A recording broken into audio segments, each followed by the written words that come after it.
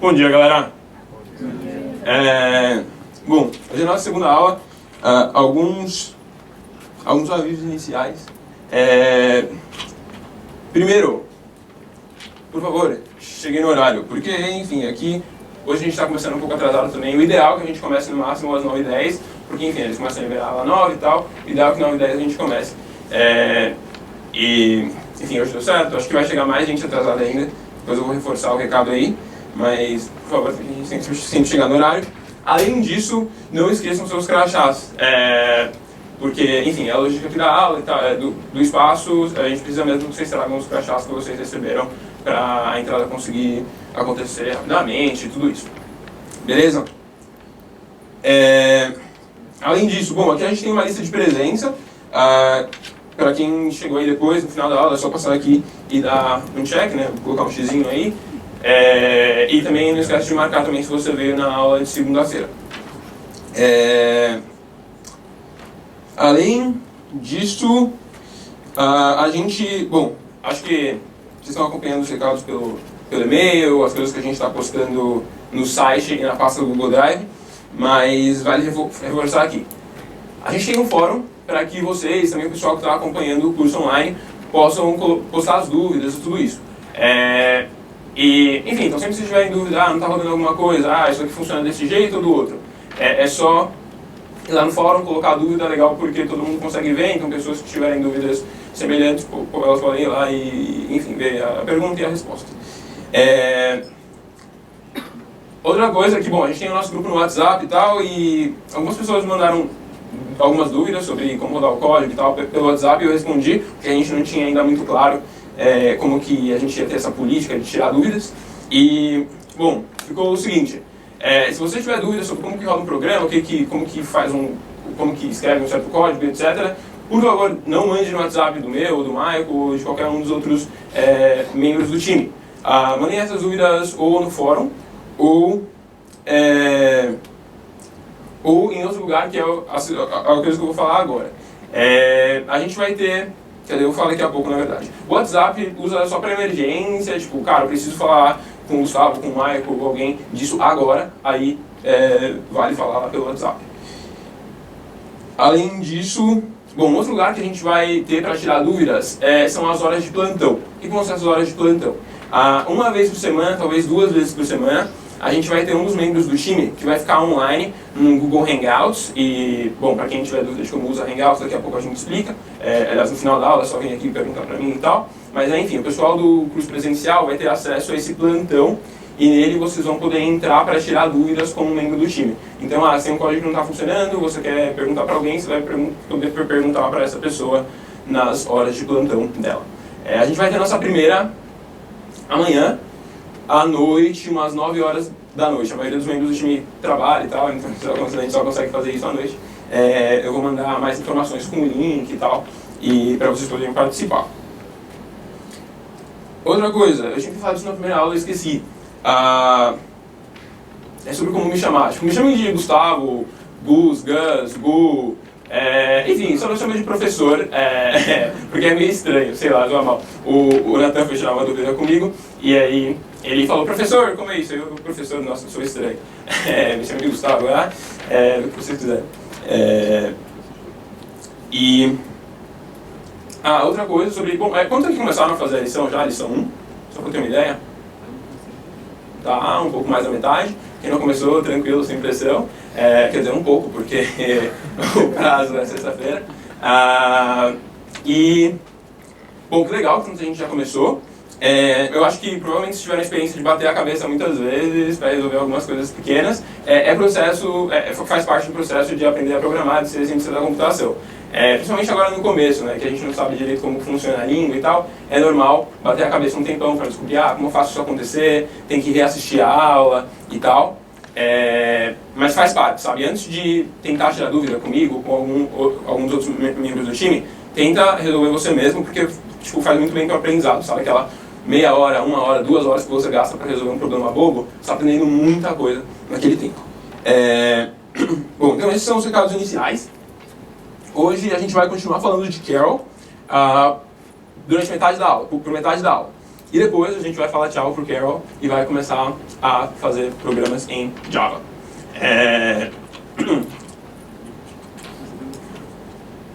Bom, então aqui está o cronograma, a gente vai falar de Carol, a gente vai começar a falar de Java, a gente vai falar de alguns erros comuns do Carol, que provavelmente vão até ajudar vocês a resolver a lição 1.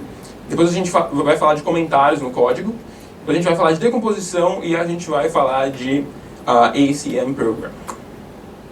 Então primeiro, Carol, Java e erros comuns. Bom, Carol é uma língua, só que ela é uma língua implementada dentro de outra língua. A gente implementa Carol dentro de Java. Vocês provavelmente repararam já que todos os arquivos que a gente tem de Carol terminam com .java, o que significa que ele é um arquivo em Java. Se você não sabia disso, agora você sabe. Então Carol está implementado em Java e isso na verdade significa que você pode usar códigos de Java que vão além do que a gente está vendo aqui no Carol.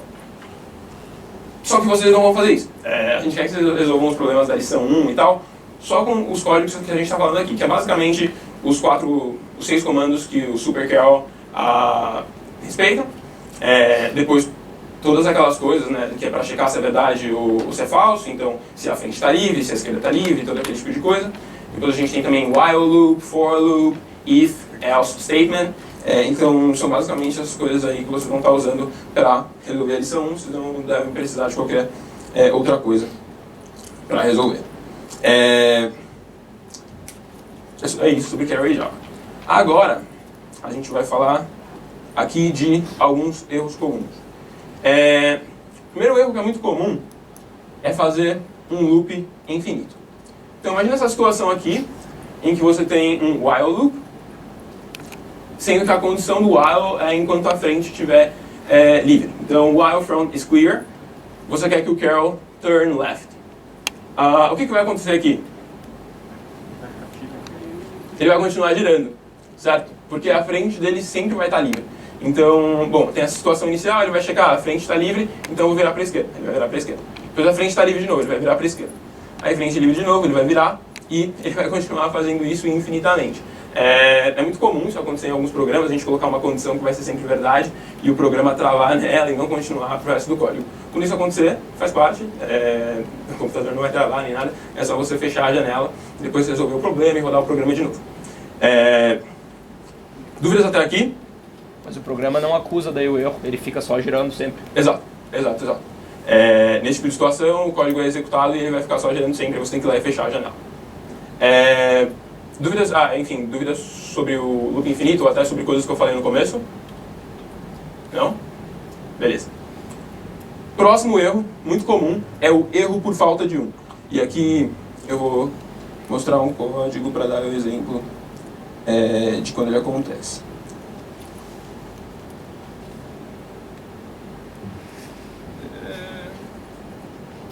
Vou ter que fazer uma pequena mudança.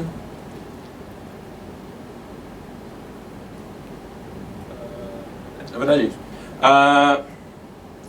Imagina que você queira que esse Carol... Vou deixar um pouco maior. Hoje a letra está maior. A letra desse tamanho ali no código tá bom? Tá o suficiente? Aí no fundo dá para enxergar tranquilo? Beleza. Se você quer aumentar um pouco mais, é só fala. Bom, imagina que a gente quer que o Carol preencha essa linha aqui toda com beepers. Beleza? Essa é a nossa missão aqui. E a gente tem um código aqui que a gente basicamente fala while front is clear, put beeper e move. Parece que faz muito sentido, certo? Enquanto eu não tiver chegado na parede, eu quero colocar um beeper e ir para frente, depois checar de novo, se a gente chegou numa parede e tal, até chegar a parede do lado leste. Certo? Parece que faz sentido. Só que tem um pequeno erro aqui. Alguém consegue identificar? Ele não vai colocar o beeper no último. Se a gente executar aqui, pode ver que ele de fato não coloca um beeper no último. Por quê? Porque aí a condição não vai ser satisfeita. Exato. Quando você... você vai estar aqui e aí você vai ver que a frente ainda está livre. Então você vai put beeper e move. Quando você move, você vai checar de novo. A frente está livre, só que ela não vai estar mais. Certo? Então não vai executar o que está dentro. Ou seja, ele não vai colocar o beeper naquela última casinha. E aí o que você tem que fazer para resolver é muito simples. Você só, depois do while loop, vai lá e coloca um put beeper. E ele vai colocar aquele beeper no final. Certo? Tá claro? Dúvidas? Opa, manda. Era possível colocar um else aí ou só no if? Você poderia colocar um if e um else. Onde que... Bom, a pergunta foi se dá pra você colocar um if e um else. Aí onde que você... Não, eu gostaria de saber se dá pra colocar o else com while e no final else frame o while else? É. Não. Essa combinação não existe. O else só combina com o if. Não tem como você usar um. Certo? Beleza. Mais dúvidas? Beleza. Continuar. Então aqui esse código não funcionaria. A gente adiciona um put beeper. E aí dá certo. Agora, a gente vai falar um pouco sobre comentários. Comentários são coisas que você coloca no meio do programa para que outros humanos leiam, não para que o computador leia. Então o computador não vai executar os comentários. Ele vai estar lá para que outras pessoas, quando elas querem entender o que o seu código faz, elas conseguem ir lá e ver, o código faz isso, isso e isso. E aí, talvez você já tenha até reparado em comentários no meio dos programas. Deixa eu ver, um exemplo é o Carol Alpinista. Opa! Aí, como é que faz? Aí, voltou. Na verdade, eu vou voltar pra cá. E, bom, aqui está o que eu acabei de falar, para que é que servem os comentários. E aqui está o como você comenta. Bom, para você marcar que você vai começar um comentário, ou seja, para falar para o computador, isso não é para você executar, você começa colocando barra, asterisco. Depois que você digitar isso, você aperta Enter e geralmente o Eclipse vai já montar uma estruturazinha para você continuar digitando comentários. E essa estruturazinha vai ser uma estrelinha em cada uma das novas linhas que você escrever, e depois, para fechar o comentário, para falar que terminam os comentários, a gente coloca asterisco barra. Beleza? Esse daqui é o jeito que a gente representa comentários. Barra, asterisco, começa o comentário, no final, para marcar o final do comentário, asterisco barra. E depois, um outro jeito para você escrever comentários, e esses daqui são comentários de uma linha só, você coloca barra, barra. Então, isso aqui geralmente são para comentários menores, que cabem em uma linha. Você consegue colocar do lado do código, ou em cima também, enfim, onde você quiser. É só você marcar barra, barra, escreve o comentário, você não precisa marcar o final dele. Porque no momento que você for para a próxima linha, o computador não vai mais ler como comentário. Beleza? Tá claro aqui como a gente usa comentários? Por que a gente usa comentários? Certo. E... Bom, muitas vezes você vai ter comentários curtos, muitas vezes você vai ter comentários desse tipo, de uma linha só e tal. E eles... Eu vou, na verdade, mostrar aqui um lugar em que os comentários aparecem. Bom, no começo de cada programa, de todo programa, é normal você ter um comentário explicando o que é que o programa faz. Então, isso daqui é o Carol Alpinista. A gente está basicamente falando qual a condição do mundo do Carol Alpinista. Então, é um mundo que tem 9 colunas e tem algumas torres no meio, torres de alturas diversas, e elas estão em posições diversas. E a gente quer que o Carol contorne todas essas torres e chegue até o outro lado. É isso que a gente escreve aqui no começo. A gente escreve o que é que o Carol Alpinista faz. E depois, no meio do código, a gente coloca comentários para explicar coisas que podem não estar claras. Então, por exemplo, a gente tem 9 colunas, só que aqui no for loop a gente usa um 8, a gente dá 8 passos. E aqui a gente só deixa claro, né? Para conseguir atravessar um mundo de 9 colunas, o Carol deve contornar uma torre ou se mover 8 vezes. Certo? Ele tem que dar 8 passos. Tipo, se eu tiver um mundo de 2 colunas, eu tenho que dar um passo para chegar do outro lado. Para atravessar um mundo de 9 colunas, eu tenho que dar 8 passos. Então a gente deixa isso claro aqui. Então, isso é um pouco de como a gente usa comentários. Dúvidas? Tu pode usar caracteres especiais e acentos nos comentários que o programa não interfere. Exato. A pergunta foi se você pode usar caracteres especiais e acentos nos comentários. E sim, você pode usar isso tudo. O programa, na verdade, nem vai olhar para aquilo que você escreveu nos comentários. Beleza? Bom, comentários curtos geralmente definem métodos curtos, o que muitas vezes é muito bom para você conseguir dividir o seu problema, o seu problema maior que você quer resolver em problemas menores. E agora, a gente vai falar de decomposição, que é um negócio extremamente importante para escrever um código com bom estilo. Vou perguntar para alguém. Alguém pode me falar aqui o que você fez hoje desde que você acordou? Mandar. Exatamente. Exatamente, desde o começo do dia. Acordei, dentes, caminho. Eu vou escrever. Tá bom. Porque esse momento, na verdade, é memorável e a gente tem que registrar isso. Ok. Você acordou Acordei, e depois escovei os dentes. você levantou da cama? Ah, isso também é feito. Levantei da cama, Levantou, caminhei até o banheiro. tá? E Ah, ao banheiro, escovei os dentes, escovar os dentes, caminhei até a cozinha.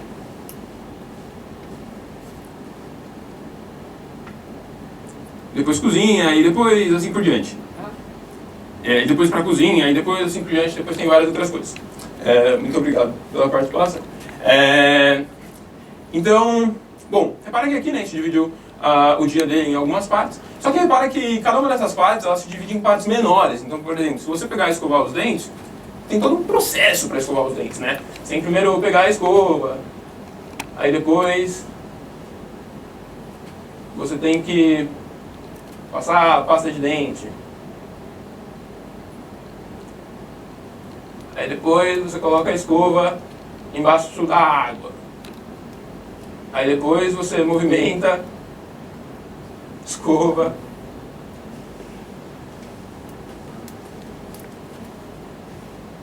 Na boca. E, enfim, para quem já foi no dentista, provavelmente sabe que essa parte de movimentar a escova na boca também se divide em várias partes, né? Tem todo o jeito certo que você tem que escovar o dente, esse tipo de coisa. Isso tem uma ciência por trás disso. Isso é decomposição. É você pegar um problema maior e dividir ele em partes menores. Até que você chegue num problema tão pequeno que ele é muito claro, ele é muito óbvio e é muito fácil de executar. Por exemplo, colocar água na escova. Passar água na escova e tal. Então é você dividir ao máximo até chegar a partes óbvias, a partes que sejam muito fáceis de ser executadas. Esse processo que a gente fez de começar de um problema maior e chegar em problemas menores, dividir em problemas menores, é o que a gente chama de top-down design. Aqui eu esqueci a caneta de novo.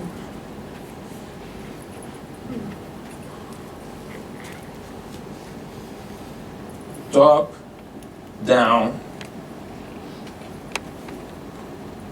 design.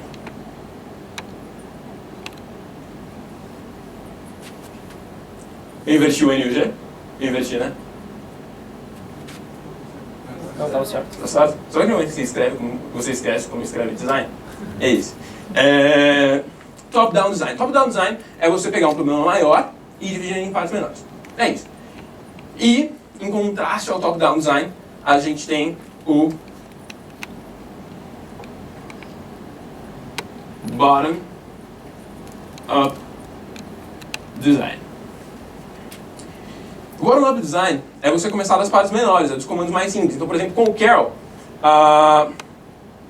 deixa eu ver. Com o Carol, os comandos mais simples dele, os comandos mais concretos que você tem, é tipo move, turn left e tal. Os problemas mais altos, os maiores, são tipo subir torre. A maioria dos programadores começa a programar assim, começa do bottom-up, começa tentando pegar os comandos mais simples que ele tem e transformar eles em problemas, em conceitos maiores e tal. Então começar tipo do move, do turn left e fazer aquilo virar um subir torre. O top-down design, ele te ajuda muito. Ele começa ele começa de um pensamento mais abstrato e desce para um pensamento mais concreto. E esse jeito de pensar te ajuda a resolver problemas complexos. O jeito bottom-up design, ele pode até funcionar no começo, com problemas mais simples, mas quanto mais complexos os problemas ficam, mais útil é o top-down design para resolver eles. Fora que ele também ajuda a deixar seu programa organizadinho, bonitinho e tal. Só que o top-down design é um jeito meio contrário de pensar, sabe? É um jeito meio...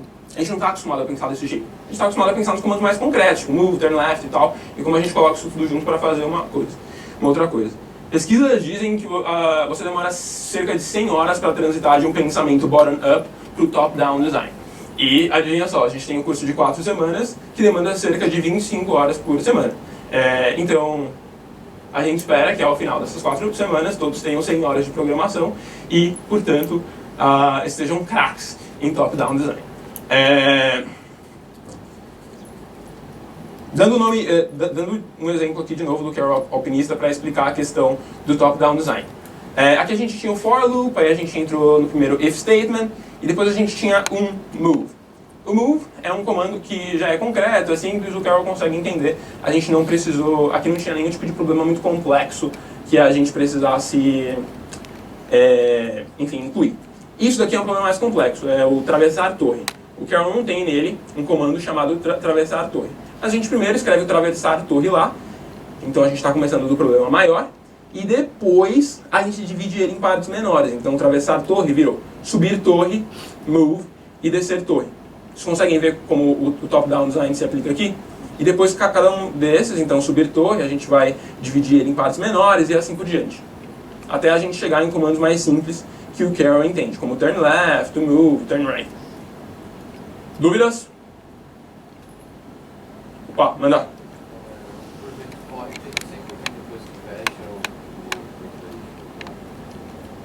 A pergunta foi se o void sempre vem depois do... O primeiro, né? Primeiro? Tá, vamos olhar. A gente tem sempre assim, o public, void, run. Sim, ele vem sempre depois que você declarou o nome da classe. Beleza? Tá claro? Mais dúvidas? Beleza. Agora, bom, isso daqui é decomposição, dividir problemas menores. Agora, a gente vai fazer matemática com o Carol. Esse é o problema que a gente quer resolver. Então, acho que está difícil de ver aqui. Aqui a gente tem o número 5 em cima dos beepers, então significa que tem 5 beepers aqui. Nossa missão, a missão do Carol, é fazer isso daqui virar 10. O Carol tem que dar um jeito de fazer essa pilha aqui ter 10 beepers no final, e depois ele volta pra cá. Ele tem que estar nessa posição inicial aqui no final. Beleza? Vamos escrever.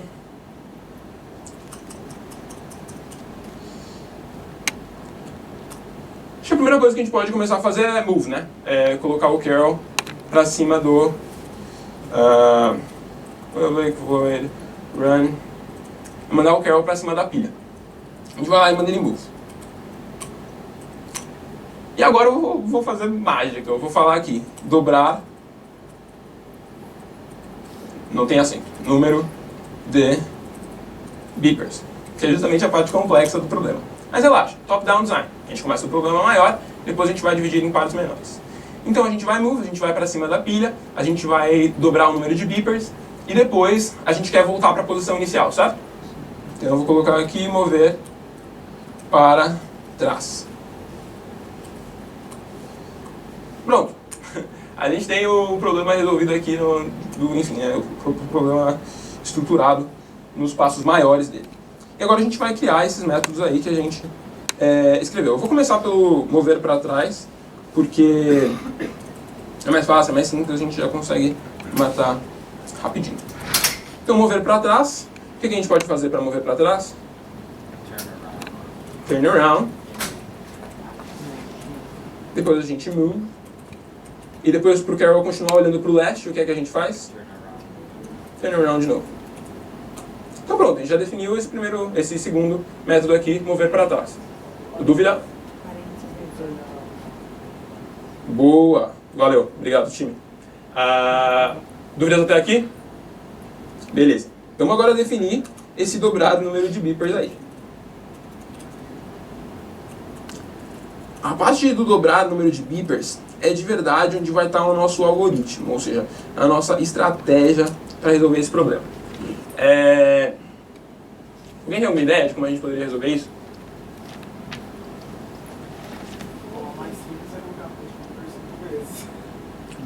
Sim, mas isso aqui a gente quer que resolva problemas que não sejam só com 5 beepers, então ele poderia ter 10 e tal. quantos fossem. A gente quer de alguma forma conseguir contar esse número de beepers, né? E se a gente fizesse o seguinte, a gente pegasse, a gente está aqui, né, na pilha de 5 beepers, e se a gente colocasse aqui do lado o dobro disso, ou seja, a gente tira um beeper daqui e a cada um que a gente tirar daqui, a gente coloca 2 aqui. Certo? Ali do lado, então, a gente teria o dobro do número de beepers que a gente tem na pilha inicial, certo? E depois, se a gente só retornasse aquela pilha de volta para onde ela estava, para a posição original da pilha, a gente resolve o nosso problema. Sim? Todo mundo entende conceitualmente o que eu estou falando? Dúvida? Ele tem infinitos beepers na mochila sim, dele? sim. Tá. Ele tem infinitos beepers na mochila dele, é uma condição que eu esqueci de comentar. Muito bem lembrado. Ele tem infinitos beepers na mochilinha dele. Então, vamos tentar escrever isso daí. A gente vai fazer o seguinte. While beepers present. Então, enquanto a gente tiver beepers naquela pilha inicial, a gente quer mover 2 beepers para o lado. Pode ser? Todo mundo junto? Beleza. E depois de... desculpa. Antes disso a gente quer pegar o beeper, certo? A gente quer tirar o beeper da pilha onde ele está. Então a gente quer pick beeper, mover 2 beepers para o lado e depois a gente quer retornar para a posição onde ele está. Certo? Então vai mover 2 beepers para o lado e depois... e aqui a gente já pode usar o mover para trás que a gente já definiu, certo? Todo mundo junto? Dúvidas? Beleza. Então agora a gente continua aí definindo os métodos que a gente ainda não tem. Então agora a gente vai definir o mover 2 beepers para o lado. Opa. Void. Tá. Mover 2 beepers para o lado, o que é que a gente tem que fazer? A gente pode basicamente começar a move, então a gente vai para a posição da frente. Eu vou deixar aqui menor, porque a gente consegue visualizar o que está acontecendo. Aí. Então a gente consegue ir para a posição ao lado da pilha. Aqui você pode, enfim, só falar put beeper 2 vezes. Se você quisesse, você podia também ter criado um for loop, que é executado 2 vezes e tal.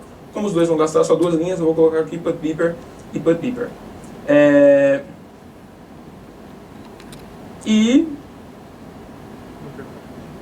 Bom, na verdade é isso. Deixa eu ver. Um jeito melhor. Deixa eu ver aqui como que eu tinha dividido as coisas. Tá tudo certo. Bom, colocar 2 beepers do lado é isso, certo? Opa, mandar. Aquele mover para trás, do primary point do número de beepers. O mover para trás não seria só o Carol ir para trás sem beeper nenhum? Isso não teria a ver com pegar beepers, certo? Porque em cima você definiu o mover para trás só com movimentação. Sim. Sim, o mover para trás é só isso, é dar o passo para trás. Então quando ele pega o beeper do lugar inicial e coloca no espaço seguinte, sim, ele não vai deixar o espaço inicial com o dobro de número de beepers, porque quando ele volta para trás, ele não vai contar beeper lá. Certo? Ficou confuso? Não, é que a gente vai fazer isso de colocar os beepers de volta no final. Então a gente vai primeiro esvaziar essa pilha, colocar o dobro aqui, e depois a gente vai transferir tudo que tem aqui para cá. Depois. Por que ele mover para trás? Então, na verdade o que a gente fez foi que a gente esqueceu de colocar um comando depois. Esse mover para trás é o seguinte. A gente está fazendo, enquanto tiver beeper presente nessa pilha inicial, a gente quer tirar um beeper e colocar 2 aqui do lado. Certo? Para no final a gente conseguir ter o dobro de beepers aqui. E o que acontece é o seguinte, aqui a gente coloca 2 e depois volta para a pilha. Faz sentido? Beleza. E na verdade eu tinha esquecido de um negócio ali no dobrar o número de beepers, que é transferir a pilha, muito obrigado pela pergunta que isso fez a gente lembrar disso, que é transferir a pilha que está do lado para a posição original. Certo?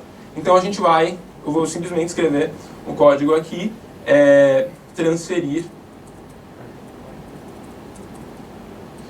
pilha. Beleza? Faltou mais. Eu vi uma cara de dúvida. Você tinha alguma pergunta? Não, é que você vai definir depois, né? Isso, vou definir depois. Pode depois. Dúvidas até aqui? Não? Beleza.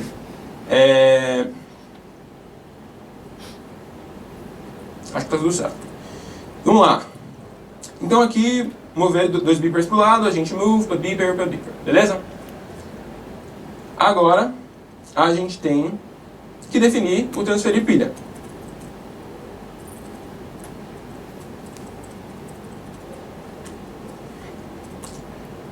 Quando a gente for rodar o transferir pilha, o Carol vai estar nessa posição, a gente quer pegar todos os beepers que estão aqui e transferir para cá. A gente começa com move, e depois a gente fala while beepers present, a gente quer, sei lá, trazer beeper de volta.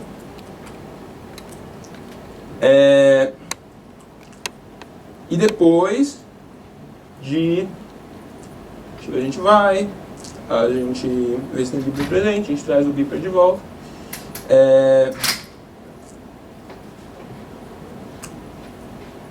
Depois a gente quer move, porque a gente quer voltar para essa posição. Certo?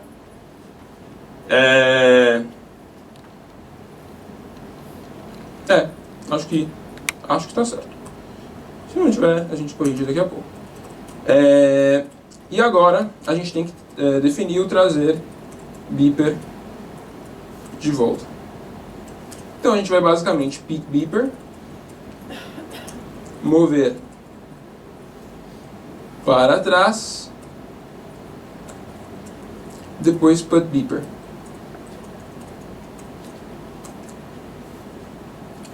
Tá claro? Todo mundo junto, beleza? Bom, agora a gente vai rodar e na verdade, pra ser muito sincero, eu não tenho certeza se vai rodar. Mas, vamos ver se dá certo. Eu acho que isso daqui não tem código. Bom, tá rodando.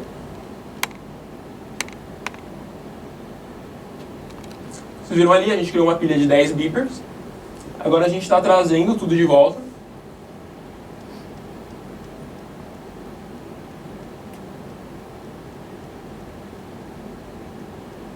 Depois a gente volta para a posição inicial. Beleza? Dúvidas? Não? Ficou claro? Olha só. Beleza. Depois o problema é que é mais complexo já. A gente, bom, parabéns, a gente acabou de resolver nosso primeiro problema de matemática com o Carol.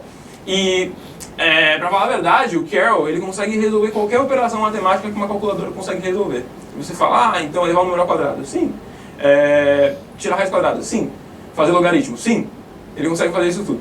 É só que para fazer isso tudo, enfim, são algoritmos complexos e isso exige muitos beepers. Mas ele consegue resolver isso tudo. Uma coisa que é a seguinte, nas suas lições de casa vocês podem enviar extensões. Ou seja, se você quiser se desafiar e falar, cara, eu quero fazer um problema mais complexo, eu quero, isso aqui não é o suficiente, Gustavo, eu quero mais. Então você pode ir lá e fazer uma extensão, você pode fazer outros programas, então você pode tentar implementar outras operações, por exemplo, para o Carol, e esse tipo de coisa. Beleza? Então, bom, a gente acabou aqui o Double Beepers. E aqui embaixo eu tenho esse código que resolve o mesmo problema que o que a gente acabou de escrever.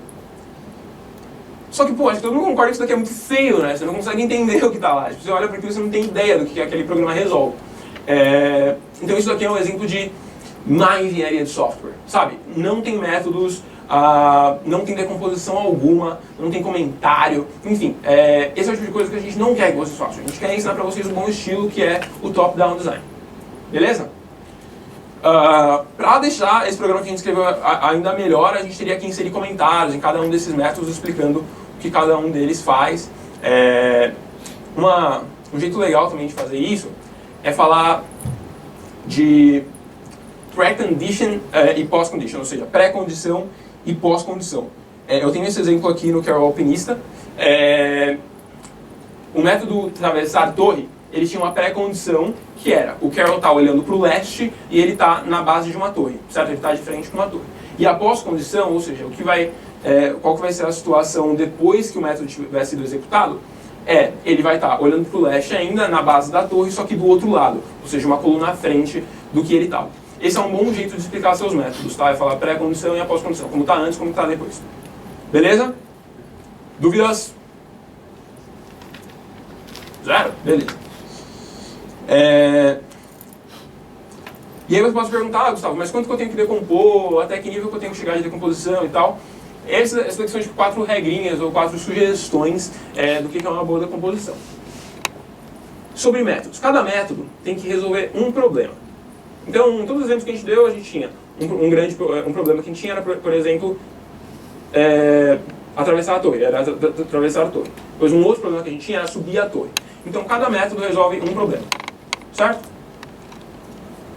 Segunda sugestão. Cada método, pelo menos aqui para a nossa aula, vai ter vai ter alguma coisa entre 1 e 15 linhas de código. Então, não conta espaço que você dá no meio, nem comentários. Mas de código, alguma coisa entre 1 e 15 linhas. E aí você fala, pô, Gustavo, mas método de uma linha só? Sim. Algumas vezes faz muito sentido usar um método que tem uma linha só. E geralmente você usa ele para explicar um conceito melhor. Então pode ser que o seu movimento simples move tenha algum sentido muito especial no programa que você está escrevendo. E ele faz um conceito e tal, uma coisa que tem uma ideia que vai além de só move. E aí para expressar isso, às vezes faz sentido você criar um outro método com outro nome e dentro dele ter só move. Certo? Beleza? Essa aqui é a segunda sugestão. Terceira tem que ter um bom nome, então um nome claro, explicando o que é que o método faz e tal. Aqui a gente está escrevendo o nome dos métodos em português para, enfim, não ser um empecilho para a aula e tal. Algumas pessoas têm um pouco mais de dificuldade com o inglês, a gente não quer que isso seja um empecilho aqui. Idealmente, se uma parte o seu código tem que estar escrito todo em uma língua, então ele está todo em inglês e todo em português. Quando vocês forem fazer a lição de vocês, se vocês conseguirem escrever cada um dos métodos que você cria com o nome em inglês, joia, é o ideal. Se não, de boa, escreve em português mesmo e tal, mas quem for mais confortável com o inglês, é boa prática já começar a escrever os métodos de vocês em inglês. E a última é ter comentários que expliquem cada um dos métodos, que eu acho que a gente já falou bastante disso. Dúvidas? Beleza.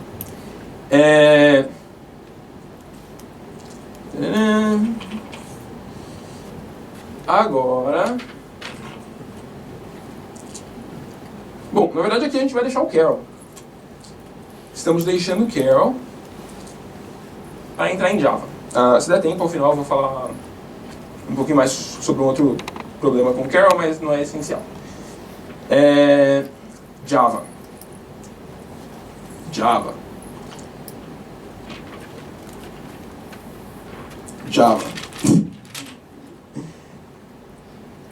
Java bom, eu só quero ter certeza que eu não vou esquecer nada, então, bom, achei, mas vai dar certo. Os computadores, eles entendem basicamente só duas coisas, 0 e 1. É isso que o computador entende, 0 e 1.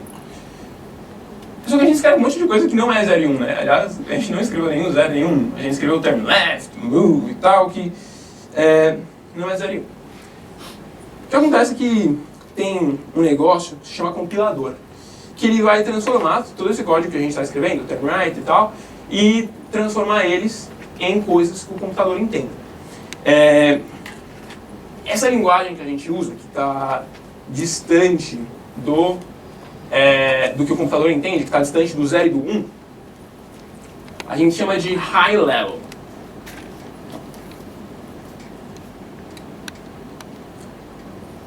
E línguas que, enfim, estão em high level, a gente está usando Java, tem também C, C++, Python, enfim, várias outras coisas. E aí, em contraste a isso, tem o low level, que aí é uma linguagem mais próxima do que o computador entende do 0 e do 1. O que você escreve é o que a gente chama de arquivo de origem. Tudo isso que eu vou falar agora, assim, é bacana saber, que é bacana saber. Vocês não vão precisar saber nada disso na hora que você for escrever o código de vocês. É só legal ter ideia do que está acontecendo por trás do seu código. Então você vai escrever seu código em Java, e com cada língua muda um pouquinho, mas em Java, seu código é transformado em um código numérico, e aí você fala, pô, Gustavo, mas tem letra aí no meio, letra também pode ser tipo número em sistema hexadecimal. Então, bom, isso aqui é um sistema numérico, então você já transformou numa língua, enfim, que é diferente, mas ainda não é 0 e 1. É uma linguagem intermediária aí no meio. Junto com aquilo, então ele fez basicamente uma tradução do seu código para aquilo. Em outro lugar, tem uma biblioteca que explica para o computador o que cada um daqueles códigos representa, o que cada um daqueles códigos deve fazer. Então, esses aqui são os outros arquivos de classe, que é o que vão ajudar o computador a entender aquilo que foi traduzido do seu código. Você junta essas duas coisas através de um conector, e aí você vai ter um arquivo em jar. Jar significa Java Archive. Então, na verdade, é até redundante, porque você está falando do Java Archive, arquivo de Java. E isso ainda não é 0 e 1. É um negócio intermediário, que nem a gente, nem o computador entende. Mas essa coisa vai passar pelo Java Virtual Machine, que é justamente aquilo, ele está inserido no que a gente pede para vocês download de Java. Então o Java Running Environment, que a gente pediu para vocês fazerem o download, é o que vai fazer a tradução daquilo para uma coisa que o computador consegue entender. E você pode perguntar, por que esse negócio aqui já não vem direto em 0 e em 1? Acontece que cada computador, cada sistema operacional, então o Windows, o Linux, o Mac OS, cada um deles interpreta zeros e uns de um jeito diferente. Só que, enfim, quando você vai rodar um programa, ou quando você vai rodar alguma coisa na internet, você precisa ter algum jeito de fazer aquilo rodar em todos os diferentes sistemas operacionais. E isso daqui, essa é a parte em que o Java Virtual Machine entra. Ele consegue pegar aquele código, que vai ser igual para todas as máquinas, e adaptar ele para cada um dos sistemas operacionais. Beleza? Que é mais curiosidade mesmo, é legal saber disso, porque sim. Mas é basicamente isso. Agora, bom, antes de entrar em ACM,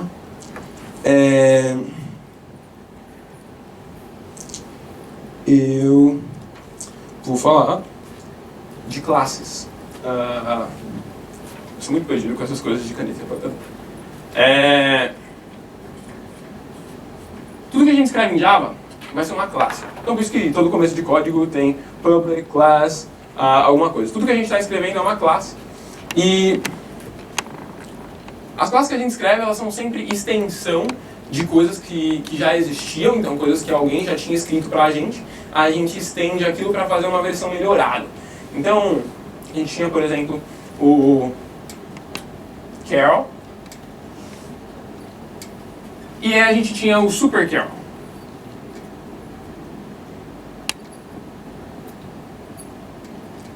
O Super Carol é uma extensão do Carol, porque ele carrega tudo que o Carol pode fazer e adiciona algumas coisas. Ele é uma versão melhorada do Carol. E ele herda tudo que o Carol está trazendo. Isso daqui a gente chama de subclasse. Porque ela está abaixo dessa. E essa daqui a gente chama de superclasse. Parece meio confuso, né? Porque a gente chama esse de super Carol e aquela é superclasse. É porque o super e o sub aqui representam coisas diferentes. O super representa, tipo, quer dizer, tá acima. E o sub representa, é mais legal. Para fazer um paralelo disso, você pensar, tipo, sei lá, humanos.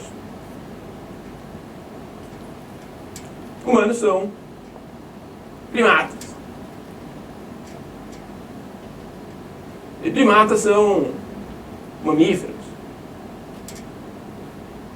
E mamíferos são animais.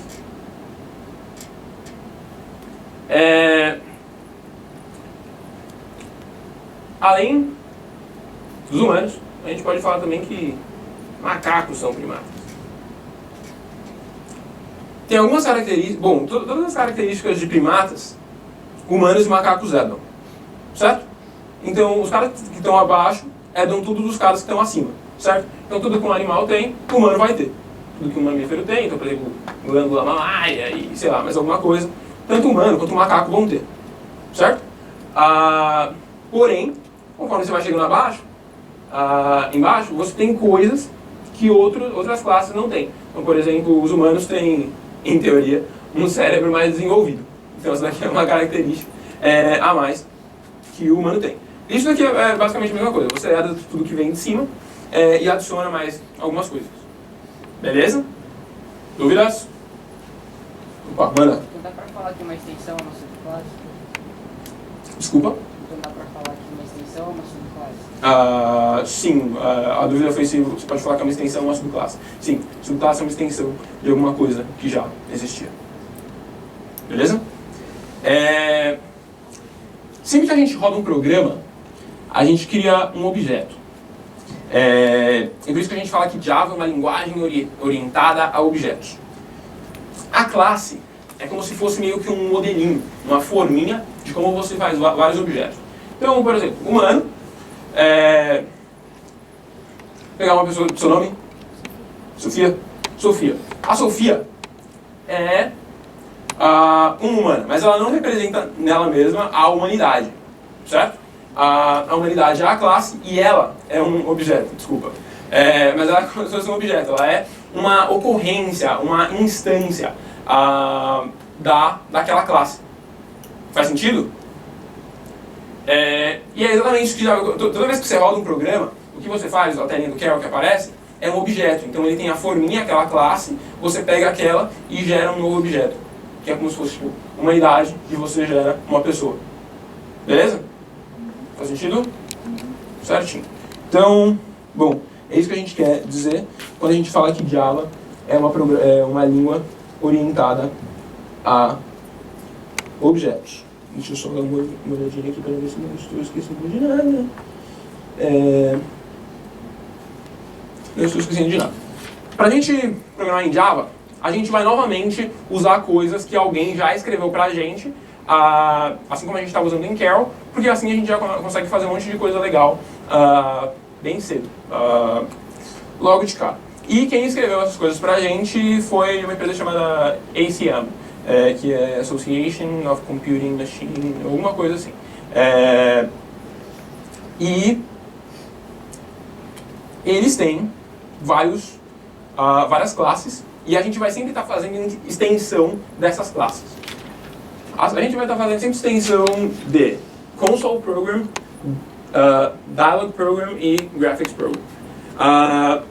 Cada uma dessas três classes é subclasse de Program, que é subclasse de JApplet, que significa Java Applet, que é subclasse de Applet.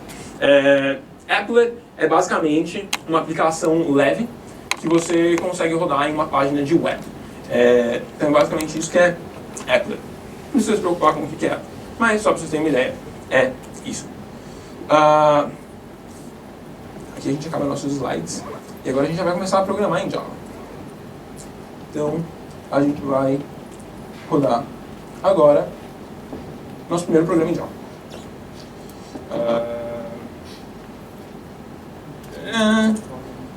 Hello Graphics. Bom, eu acho que logo de cara vocês conseguem perceber que tem bastante semelhança com o que a gente fazia em Carol, certo? Você, aqui no começo, importa uma biblioteca que vai ter os métodos que você vai usar, que vai ter as classes que você vai usar. Depois você começa aqui, Public Class, então você está criando uma nova classe que vai se chamar Hello Graphics, esse é o nome que a gente deu para essa classe, que vai estender, que é uma extensão de um Graphics Program, que é, enfim, aquelas três classes que eu falei para vocês, das quais eu falei agora há pouco. Isso daqui está errado. Agora está certo. E, na verdade, eu não vou usar isso daqui agora. Eu vou fazer o seguinte. Add new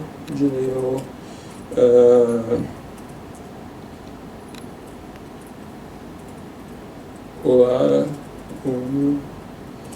50 eventos, e no começo daqui não faz sentido, mas vai fazer. O Graphics Program, ele, bom, eu vou rodar isso daqui na verdade, vou rodar isso daqui porque vocês conseguem fazer o que é que a gente, vocês conseguem enxergar o que é que a gente vai fazer.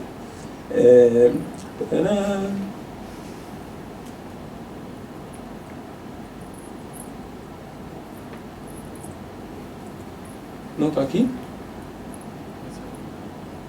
Não está aqui. Não está aqui mesmo, né? Não.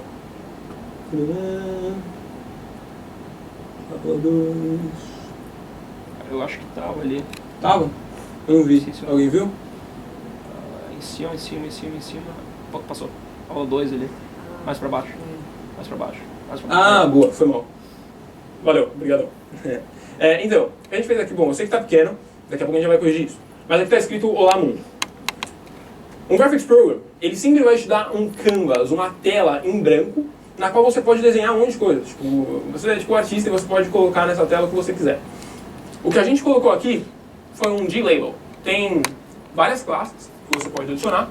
Label é uma delas. O G é de Graphics. E o label é tipo etiqueta, é tipo uma coisa onde você vai escrever um texto. O que a gente fez aqui foi criar uma instância da classe de label, então criar um objeto de label. E aqui dentro dos parênteses a gente dá as características desse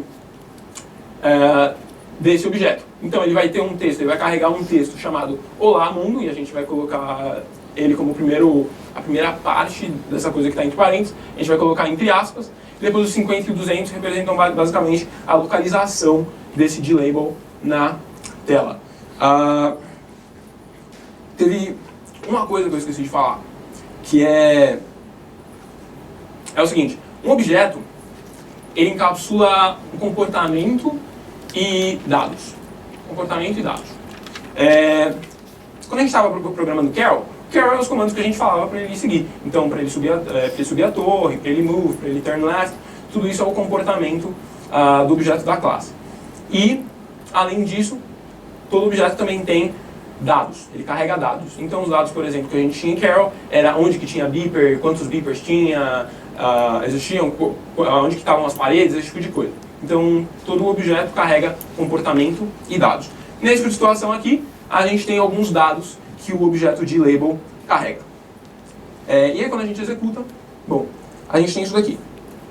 Esse aqui é o nosso primeiro programa em Java. E agora eu vou mostrar um outro.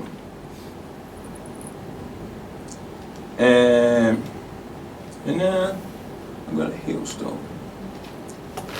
Desculpa, na verdade eu vou mostrar o código primeiro. Isso daqui, o Hailstone, que na verdade era para ter outro nome. É só que a gente tem uns probleminhas no código e tal, mas imagina que ao invés de Hailstone está escrito adiciona 2 números inteiros. É isso que o nosso programa vai fazer. Então a gente tem o adicionar 2 números inteiros, e ele é uma extensão do Console Program. Console Programs eles são em texto, eles são todos em texto. Vocês já vão ver o que isso representa daqui a pouco. Então a gente, de novo, a gente importa uma biblioteca, a gente tem o public void run, e a gente começa com o seguinte comando: print ln. Ln é de line. Então a gente está falando para o programa escrever uma coisa, escrever uma linha de texto. Então a gente está falando, escreve essa linha aí que está entre aspas. Então a gente está para escrever, esse programa adiciona 2 números, que é a explicação do que o programa faz. Depois a gente está criando um número inteiro, e é daí que vem esse end, e a gente está chamando esse número de N1. E esse N1, a gente vai pedir para alguém que está trabalhando com o programa digitar um número para ser o nosso N1. Eu vou rodar o programa, daqui a pouco tudo vai ficar claro. Depois a gente cria um N2, e esse N2 também vai ser gerado a partir de um número que uma outra pessoa vai digitar. Depois a gente vai criar um outro número inteiro, que vai se chamar total, que vai ser a soma de N1 com N2. E depois a gente vai falar para o programa escrever na tela a seguinte mensagem: o total é, e escrever qual o total. Eu vou executar aqui, que vocês vão conseguir ver isso na prática. Então, novamente, está muito pequeno, eu duvido que o pessoal aí de trás consiga ver, mas a gente vai ler e vai dar certo. Primeira linha está escrito: esse programa adiciona 2 números como a gente tinha no código programado para escrever. Depois apareceu digite N1. E agora eu vou lá e digito um número. Então eu vou digitar aqui, sei lá, 10. Agora ele pede um N2. E eu vou digitar, sei lá, 5. E aí a mensagem final é, o total é 15. Então o nosso programa fez a soma e tal, enfim, como a gente queria que ele fizesse, adicionar 2 números inteiros. Sei lá, só pra vocês verem que a gente poderia ter colocado qualquer outro número aqui. Sei lá, vou colocar 200, depois, sei lá, 29, e aí a gente vai ter ali 229. Não precisa se preocupar tanto com os detalhes pequenos da língua agora, daqui a pouco a gente vai voltar nisso tudo, a gente vai também entregar, vai ter handouts no Google Drive explicando como usar cada um desses comandos, mas é basicamente isso. Certo? Deu para entender aí o que o Console Program está fazendo? Beleza. Agora, a gente vai voltar pro nosso Graphics Program. A gente vai tentar deixar ele melhor. E eu já tenho o código escrito aqui, eu vou usar ele para economizar tempo e já explico o que cada uma dessas linhas está fazendo. Espaçamento. Bom. Novamente, a gente começa aqui criando um objeto de label, que vai ter um texto, vai ter uma localização, e a gente vai salvar ele num espaçozinho que a gente vai chamar de label. Então aqui a gente indicou de label. Se você quisesse, você podia ter escrito qualquer outro nome aqui em label, você poderia ter escrito, sei lá, cadeira, mas geralmente você dá um nome que faz sentido, tipo label. E então isso daqui vai meio que armazenar um objeto de label, com aquelas características. Só que aí você fala, aquela fonte que apareceu é muito pequena, ela é muito sem graça, eu quero mudar ela. Você pode fazer isso. O jeito que a gente vai fazer isso é usando um método. Então, de novo, métodos, que a gente tinha comentado na primeira aula, são instruções que você pode dar para o programa e aí ele vai, enfim, te dar uma resposta. Então a gente vai usar setFound, que significa faça com que essa fonte seja, e dentro dos parênteses a gente vai indicar qual tipo de fonte que a gente quer entre aspas. Então aqui eu escolhi o tipo sans serif para ser minha fonte, e aqui é, enfim, uma linha, e depois 96 é o tamanho que eu quero que seja aquela fonte. Depois, aqui eu usei um setColor, que é para alterar a cor do label. E aí eu coloquei setColor, depois em parênteses a gente tem, enfim, são coisas da sintática da língua aí de Java. A gente tem um color.red, que é para indicar que eu quero que aquele label tenha a cor vermelha. E depois, finalmente, eu tenho um addLabel. Esse add, eu acho que eu nem comentei sobre esse primeiro programa que a gente tinha visto. O add, ele é responsável por pegar esse objeto que a gente tinha criado e colocar ele no canvas. Sem o add, o objeto não vai aparecer no canvas. Ele só aparece quando você usa o add. Então, bom, voltamos para isso daqui. Então, todo esse tempo que a gente estava fazendo as edições no label, ele não aparecia na tela ainda. Ele só vai aparecer depois que a gente usar o add label. Beleza?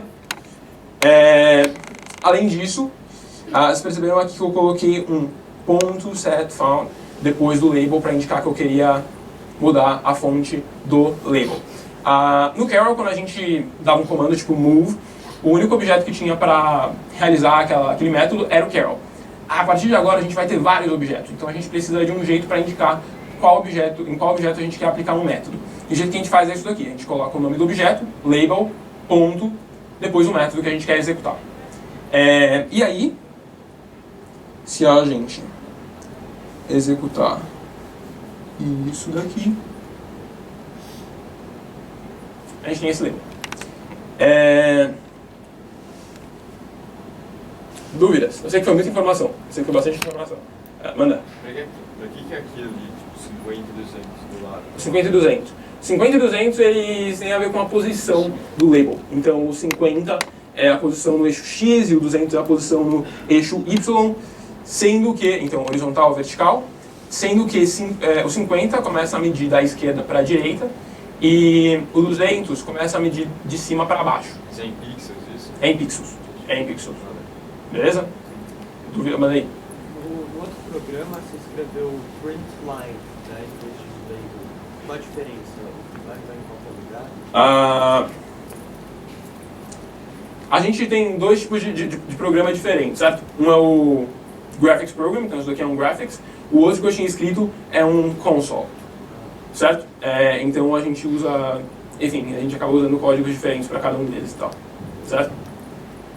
Biblioteca básica de comando para o Java?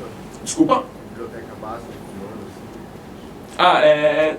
Todos esses comandos que a gente está usando, a pergunta foi isso daqui, é da biblioteca básica de comandos do Java e tal. Todos esses comandos que a gente está usando vem do que a gente está importando ali, do import acm.graphics. Todos esses métodos que a gente está usando vêm dali. Beleza? Que eu tinha comentado, né? A ACM escreve várias coisas para a gente conseguir começar a programar em Java e tal, já conseguir fazer um monte de coisa bacana. Todos esses métodos que a gente está usando vêm da biblioteca da ACM. Claro? Gustavo, como que você sabe qual você usa, o Graphics ou o Console? A pergunta foi como você sabe qual que você usa, o Graphics ou o Console. Para as lições que a gente vai fazer aqui, a gente vai sempre começar essa parte para você, então fala o que é que está estendendo e tal. Mas tem muito a ver com o seu propósito, assim, se você quer criar alguma coisa que vai ter mais a ver com desenhar e tal, esse tipo de coisa, o que vai ter muito gráfico mesmo, muito desenho, você cria um Graphics Program. Se é uma coisa que tem mais a ver com dados... Pode misturar os dois? Pode, isso é uma coisa que a gente, a pergunta foi se a gente pode misturar os dois. Pode, e é uma coisa que a gente vai ver daqui a algumas semanas. Beleza? Alguns dias, na verdade. Semanas é no tempo de Stanford, a gente aqui faz mais rápido. Manda. A cor ali que colocou, Aham. já tem um código pré-definido. E qual se colocar como código de cor, vai colocar lá. A pergunta foi sobre o código de cor, se já tem definido, ou... enfim, se colocar qualquer cor, vai dar certo. Tem as cores que a nossa biblioteca aceita e tal, para esse tipo de situação. Se você colocar aqui um green, vai dar certo. Eu acho que vai dar certo. Deu certo. Esse tipo de coisa e, bom, o formato que a gente coloca a cor é esse daqui, color.cor. Todos esses detalhes... alguém tem mais dúvidas? Manda. Cada linguagem tem uma sintática específica ou tem regras que valem para todas as linguagens? A pergunta foi se cada linguagem tem uma sintática específica. Sim. Cada uma tem sua sintaxe específica. A coisa legal é que depois que você pega uma, você pega o jeito de uma, fica muito fácil de você pegar outra. Mas sim, geralmente o que varia de uma linguagem para outra. Uma das coisas que varia. Não se preocupem se for muito rápido, vocês não entenderam alguma coisa, a gente ainda vai falar muito disso. Eu vou explicar melhor porque que a gente tem esse de-label aqui, vou explicar, enfim, outros métodos que você pode usar, a gente vai falar de várias coisas ainda. A gente ainda tem 10 minutos. Eu acho que dá tempo de a gente rodar um outro programa. Bom, vamos ver se dá tempo. Aqui.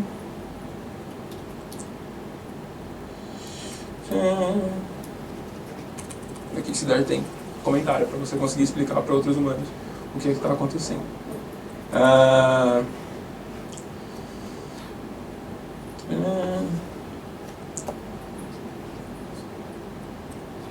É grande, mas a gente vai tentar fazer dar certo.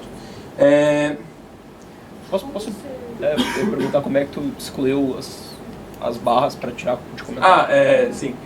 Você seleciona tudo. Bom, a pergunta foi como que você exclui as barrinhas, né, dos comentários. Você seleciona tudo e aperta Ctrl barra. A mesma barra que você usou para fazer o comentário, Ctrl barra, aí tira todas aquelas. E vale você pode fazer o contrário também. Se selecionar tudo e apertar Ctrl barra, vai fazer se tornar comentário.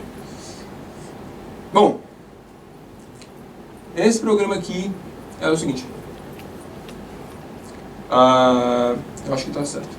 A gente tem que load um outro mundo. Outro. Isso daqui. A gente vai ter um mundo que está bem bagunçado. Né? Ele tem beepers espalhados por aí, e o que você quer é que o Carol dê uma limpada nesse mundo. Então que ele passe por todas essas linhas aí e que que o mundo termine sem nenhum beeper espalhado por aí. Certo? Bom, Aqui não tem nenhum conceito novo. Desculpa, acho que eu não expliquei. Estou fazendo essa transição de volta para o curl porque eu tinha falado no meio, né? Se der tempo, no final a gente fala disso. Eu acho que é legal, só para praticar um pouco mais o curl, já que vocês têm essa lição aí para fazer. Bom, a primeira coisa que a gente vai fazer é limpar essa primeira linha. Então a gente criou aqui um comando limpar a linha e aqui tem a definição dele. Depois, a gente quer fazer o seguinte. Bom, depois de limpar a primeira linha, a gente vai checar se a esquerda está livre. E a gente criou um while loop e vai ficar claro porque o while loop daqui a pouquinho. Então a gente vai ter um enquanto a esquerda estiver livre, eu quero que o curl se reposicione para começar a ir para oeste. Então eu quero que quando o curl chegue aqui, se a esquerda estiver livre, ele vire, coloque a frente dele para lá, para conseguir limpar essa linha aqui. Beleza? Depois, dentro desse while loop, a gente tem um if, e esse if vai checar se a direita está livre. Então o curl vai chegar aqui, e a gente vai checar, a direita está livre? Se tiver, significa que a gente não acabou o mundo ainda, a gente não acabou de checar tudo. E se isso acontecer, a gente vai reposicionar o curl para que ele vá para leste, então a gente vai subir e tal, e colocar a frente dele para leste, para depois limpar a terceira linha. Beleza? E depois tem esse else turnaround, que alguém não entende o que o limpar a linha e o reposicionar para oeste, reposicionar para leste faz? Alguém tem alguma dúvida sobre isso? Não, tá claro? Beleza. Opa, manda. Tem uma dúvida. Até quando o top-down é demais? Até quando o top-down... Então, a pergunta foi, até quando o top-down é demais? Então, até quando que vale a pena você dividir em partes pequenininhas? Você só fazer um public void, arrumar tudo, aí você vai dividindo, entendeu? Isso seria um pouco demais. Por enquanto, a gente recomenda que você erre fazendo demais top-down do que o contrário. E a gente vai indicar isso nas suas lições de casa, né? Aqui você não precisava ter feito isso, foi demais e tal. Mas um bom jeito de medir é ver se o seu método tem alguma coisa entre 1 e 15 linhas. Como a gente falou, até método de uma linha é tranquilo. Então dificilmente você vai errar por fazer demais. Beleza? Mais dúvidas? Opa!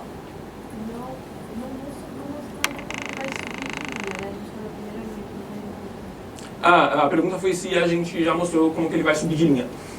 Isso é o que o reposicionar para a linha oeste ou para leste faz. Quando a gente... Bom, eu vou até mostrar o código aqui. Eu vou mostrar o reposicionar para a linha oeste. Então esse daqui vai ser executado quando o curl tiver chegado aqui. E o reposicionar vai ser um turn left, move, turn left, que é para ele começar a olhar para cá. Beleza? Certinho? Alguém tem mais dúvidas sobre o reposicionar para a linha oeste, e limpar a linha e reposicionar para a linha leste? Não? Todo mundo entende conceitualmente o que eles fazem? Pois, enfim, é só escrever o código, mas isso daí é tranquilo. Aqui a gente tem um else turnaround. E aí você pensa, cara, por que você fez isso? Imagina que a gente tenha chegado até o topo, e a gente volte para checar se essa condição aqui, left is clear, é verdadeira ou não. Se o curl, na linha 8, estiver olhando para o oeste, a esquerda dele vai estar livre, não vai? Sim? Alguém não entende o que eu falei? Beleza.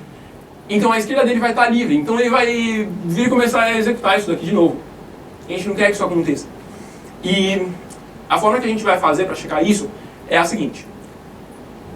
Quando o curl estiver chegado no fim de uma linha indo para o oeste e a direita dele estiver livre, ele vai se reposicionar para executar a próxima linha.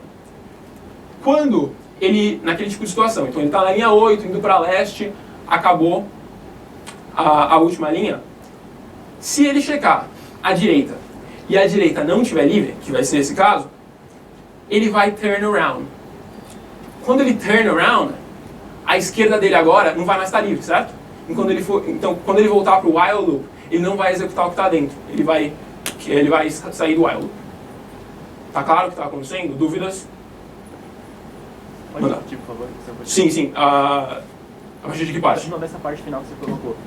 Quando ele vai parar o while loop, é porque ele girou, você girou ele, a esquerda não vai estar mais livre, é isso? Isso, exatamente. Então, ele acabou de executar aquela linha indo para a esquerda, indo para o oeste.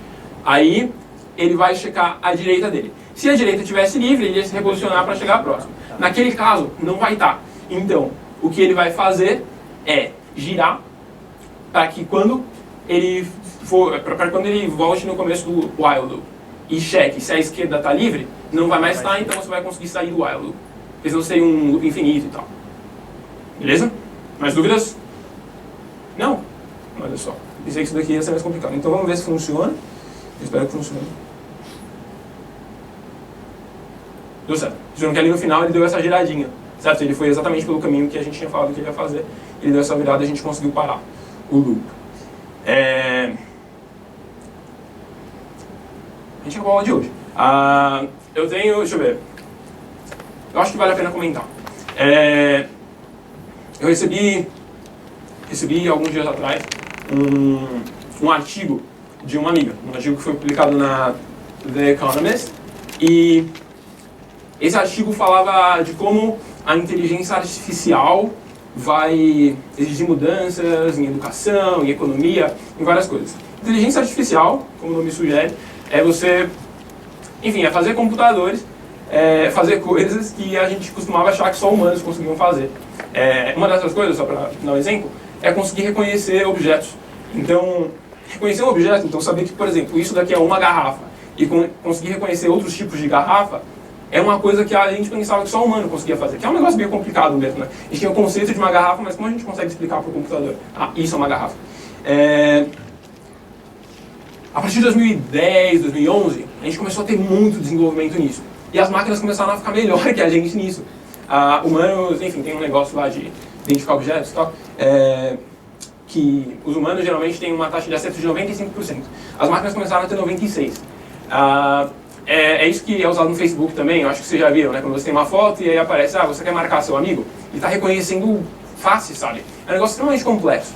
E a gente está conseguindo deixar os computadores cada vez mais inteligentes e tal. E especialistas dizem que isso vai gerar uma mudança igual, ou na verdade muito maior, eles dizem, do que o que a Revolução Industrial gerou na sociedade. Então a gente vai ter que começar a preparar pessoas de jeito diferente, sabe? Tipo, o que elas vão aprender e...